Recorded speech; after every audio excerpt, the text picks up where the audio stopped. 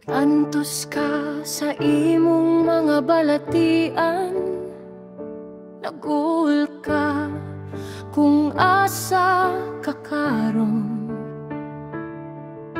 naglibog ka kung asa ka padulong, naghinuktok ka sa imong mga kasakit.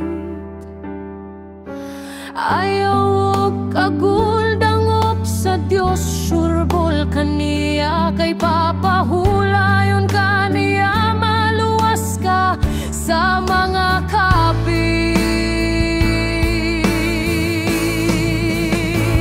Ang tanan ni hatag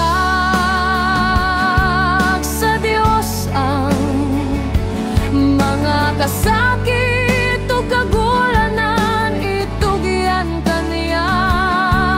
Andam siyang muhupay o gayuhon kaniya,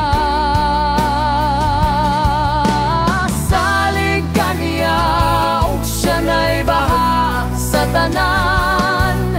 Dangop lang kaniya o salig kaniya, kay siya na'y bahala sa tanan. Sangpit sa Diyos,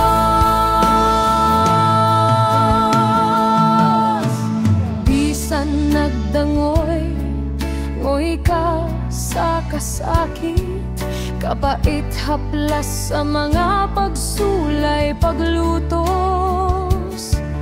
ug biyay ug naay nagbugal-bugal, kumot-kumot sa mga pagsulay sa kinabuhi. Sangpit lang ta kanunay sa Dios, kay tabangan ta niya. Ayohon kaniya, papahulayon kaniya.